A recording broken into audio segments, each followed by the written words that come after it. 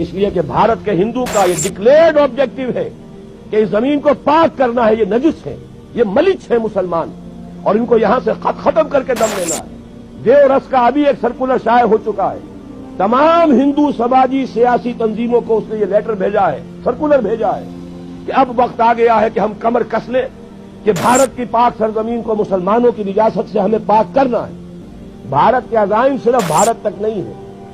پراچین بھارت جس کے احیاء کا وہ خواب دیکھ رہے ہیں, اس میں افغانستان سے لے کر انڈونیشیا تک یہ تو ان کا ٹیریٹوریل کلیم ہے. جیسے گریٹر اسرائیل کا کلیم آپ کو معلوم ہے, اور جو گریٹر انڈیا ہے, مہابھارت افغانستان سمیت, افغانستان سے شروع ہو کر اور انڈونیشیا یہ تو انڈیا اس کے نام کا جز ہے. اس اعتبار سے یہ تو ٹیریٹوریل ایسپریشنز ہیں. جہاں تک ان کا تجارتی اور معاشی دباؤ ہے, وہ ایران اور عرب کو بھی اپنا حصہ سمجھتے ہیں, زون آف انفلوئنس سمجھتے ہیں. اور یہ زون آف انفلوئنس اب تقسیم ہوگا اسرائیل میں اور بھارت کے درمیان. ان کا گٹھ جوڑ جس تیزی سے بڑھ رہا ہے وہ آپ کے علم میں ہے. اور جس طریقے سے اسرائیل کا ابھی بیان آ گیا وزیر اعظم کا اسحاق رابین کا کہ یہ جو ہے کشمیر کا جہاد بھی ہو سکتا ہے کامیاب ہو جائے, وقت پر اب اپنی ہمت جو ہے اس کو پورے طریقے سے کمر ہمت کس لو, اور مسلم فنڈامنٹلزم کو ختم کرنے کے لیے ہم سب کو جو ہے we should join hands to finish up with this Muslim fundamentalism.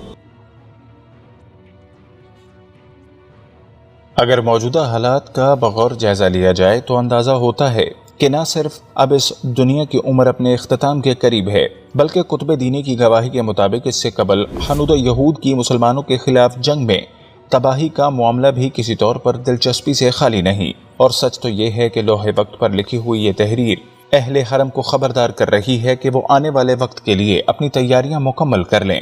اس عہد بے وقار میں مسلمانوں کے خلاف اہل یہود اور ہنود کے کیا عزائم ہیں, اور اس بابت احادیث نبوی اور عظیم صوفی بزرگ شاہ نعمت اللہ ولی کی پیشن گوئیاں کیا کہتی ہیں, ہماری آج کی اس زیر نظر ویڈیو کا موضوع ہوں گی. ناظرین, آپ دیکھ رہے ہیں یوٹیوب کے اس چینل اسپریڈ دی اسلام کو, جس نے ماضی و حال اور قطب صادقہ کی روشنی میں مستقبل قریب کی تصویر بنانے کی ایک کمزور سی کوشش کی ہے. لیکن اس کی تفصیلات میں جانے سے قبل ہم اس قافلہ شوق میں شامل ہونے والے نئے ہم سفروں سے درخواست کریں گے کہ وہ پہلے چینل کو سبسکرائب کر کے ساتھ موجود نہ بجنے والی گھنٹی کی علامت کو بھی دبا دیں. معزز خواتین و حضرات, عظیم مبلغ ڈاکٹر اسرار احمد مرحوم نے ایک دفعہ اپنی تقریر میں زور دے کر کہا تھا کہ یہودی ہر صورت تھرڈ ٹیمپل تعمیل کریں گے. اور جیسا کہ ہم دیکھ رہے ہیں کہ آج یروشلم نہ صرف مکمل طور پر مسلمانوں کے ہاتھوں سے نکل چکا ہے, بلکہ یہودی اس ارض مقدس کو اسرائیل کے دارالخلافے میں بھی تبدیل کر چکے ہیں. اور صاحبان خبر جانتے ہیں کہ یہودیوں نے جس گریٹر اسرائیل کا خواب دیکھ رکھا ہے اور جس کا نقشہ آج بھی اسرائیلی پارلیمنٹ میں دیکھا جا سکتا ہے, اس میں نہ صرف دیگر اسلامی ممالک بلکہ نعوذ باللہ حرمین شریفین تک شامل ہیں. اور اس خواب کو تعبیر دینے کے لیے وہ گزشتہ کئی دہائیوں سے اپنی کاوشوں میں مصروف ہیں, اور آئے دن ہماری دینی حمیت کو چیک کرنے کے لیے کوئی نہ کوئی نیا قدم اٹھاتے رہتے ہیں, تاکہ اندازہ ہو سکے کہ اب تک مسلمانوں کی خاکستر میں کتنی چنگاریاں باقی ہیں. یہودیوں کے اعمال بد کی بدولت آخری دور میں ان کی تباہی کے متعلق قرآن و حدیث اور ان کی اپنی کتب میں کچھ اس طرح کی پیشن گوئیاں کی گئی ہیں. اور جب اعلان کیا تمہارے رب نے کہ ضرور مسلط کرتا رہے گا وہ بنی اسرائیل پر قیامت تک ایسے لوگ جو دیں گے ان کو بدترین عذاب, یقیناً تیرا رب جلد سزا دینے والا ہے اور یقیناً وہی بخشنے والا ہے. سورہ الاعراف آیت نمبر 167. یہودیوں کی پوری تاریخ اس حقیقت کی زندہ شہادت ہے, وہ ہر زمانے میں جہاں بھی رہے دوسروں کے محکوم اور غلام بن کر رہے. آئے دن ان پر ایسے حکمران مسلط ہوتے رہے جنہوں نے ان کو اپنے ظلم و ستم کا تختہ مشق بنائے رکھا. ہمارے زمانے میں جرمنی کے ہٹلر نے ان سے جو سلوک کیا وہ کسی سے پوشیدہ نہیں. اگر یہودیوں کو کسی جگہ عارضی طور پر امن و امان نصیب ہوا بھی اور ان کے برائے نام کوئی حکومت قائم ہوئی بھی, جیسے آج کل فلسطین کے علاقے میں اسرائیل ہے, تو وہ اپنے بلبوتے پر نہیں بلکہ سراسر دوسروں کے سہارے پر, اور ان کا اسرائیل میں یوں اکٹھے ہونا بھی قیامت کی نشانیوں میں سے ایک ہے. حدیث میں آتا ہے کہ قیامت اس وقت تک نہیں آئے گی جب تک مسلمان یہودیوں سے جنگ نہ کر لیں. چنانچہ اس لڑائی میں مسلمان تمام یہودیوں کو قتل کر دیں گے, یہاں تک کہ یہودی پتھر اور درخت کے پیچھے چھپ جائیں گے. تو پتھر اور درخت یوں کہے گا کہ اے مسلمان, اے اللہ کے بندے ادھر آ, میرے پیچھے یہودی چھپا بیٹھا ہے, اس کو مار ڈال. مگر غرقد نہیں کہے گا کیونکہ وہ یہودیوں کا درخت ہے. مسلم جلد نمبر 4.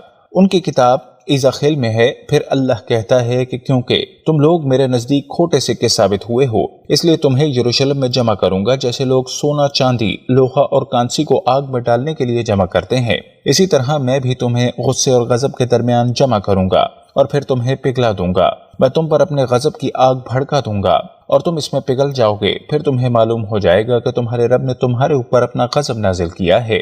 ناظرین گرامی، اب ذرا تھوڑی دیر کے لیے گریٹر بھارت پر بھی ایک تائرانہ نگاہ ڈالتے جائیں، جن کی زندگی کا مشن نہ صرف بر صغیر کے وجود کو بقول ان کے ملیج مسلمانوں کے وجود سے پاک کرنا ہے، بلکہ اس کی سرحدوں کو وسعت دیتے ہوئے افغانستان سمیت انڈونیشیا تک لے کر جانا ہے۔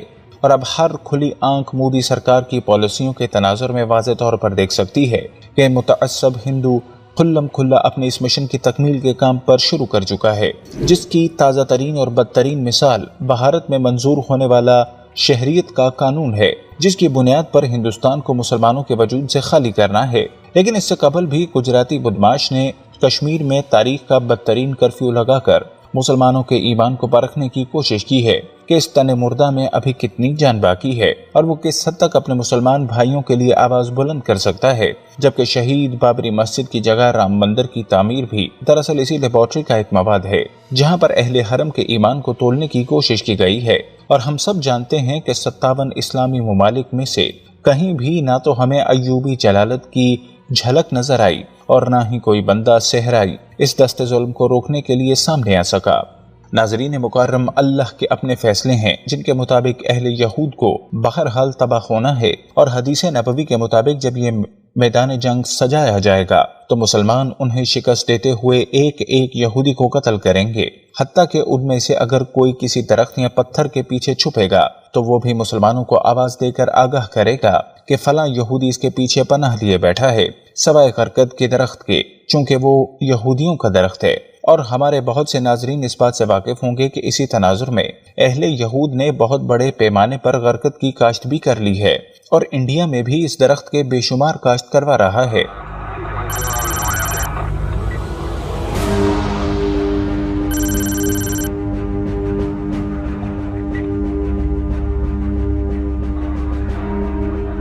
اور اب ذرا اس صوفی بزرگ کی پیشن گوئیاں بھی دیکھ لیں جن کا کہا ہوا ایک ایک لفظ اب تک سچا ثابت ہو رہا ہے۔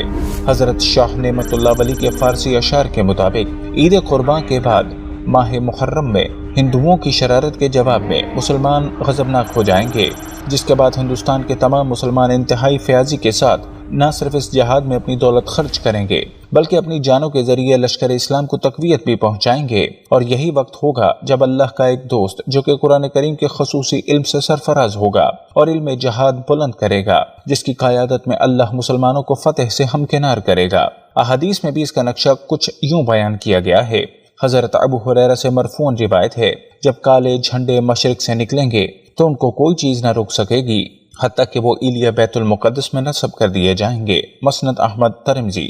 حضرت ابو ہریرہ رضی اللہ تعالیٰ عنہ سے روایت ہے کہ رسول صلی اللہ علیہ وسلم نے ہندوستان کا ذکر کرتے ہوئے فرمایا، تمہارا ایک لشکر ہندوستان سے جہاد کرے گا جس کو اللہ فتح دے گا۔ چنانچہ یہ لشکر ہند کے حکمرانوں کو زنجیروں اور ہتھکڑیوں میں جکڑ کر لائے گا۔ اللہ اس لشکر کے گناہوں کو معاف فرما دے گا۔ جب یہ لوگ واپس لوٹیں گے تو شام میں ابن مریم کو پائیں گے۔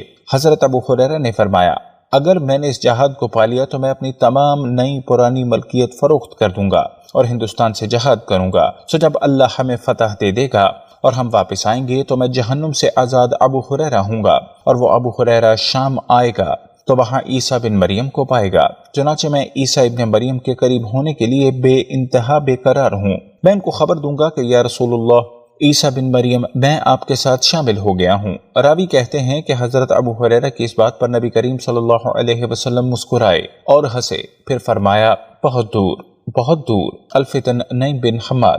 ان احادیث میں ہندوستان کا اسلام کے لیے خطرناک ہونا بھی بتایا گیا ہے اور دجال کے ساتھ اس کے اتحاد کی طرف اشارہ ہے۔ یہی وجہ ہے کہ اس کی فضیلت ایسی ہے جیسے خود دجال سے جنگ کرنے والوں کی۔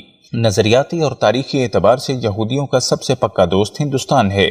نیز جنوبی ایشیا کو کنٹرول کرنے کے لیے ہندوستان کو مضبوط کیا جا رہا ہے۔ اس وقت ان کا مکمل زور بھارت کو مضبوط کرنے پر ہے۔ اس کے علاوہ اس خطے میں وہ جگہ بھی ہے جہاں دجال کے خلاف ایک لشکر نکلے گا جو حضرت مہدی کی حمایت کرے گا بلکہ ان کو مضبوط کرے گا۔ اس لیے اس وقت سے پہلے ہی یہودی بھارت کو ناقابل تسخیر بنانا چاہتے ہیں اور ہر اس قوت کو ختم کرنا چاہ رہے ہیں جو بھارت کے لیے خطرہ پیدا کر سکے۔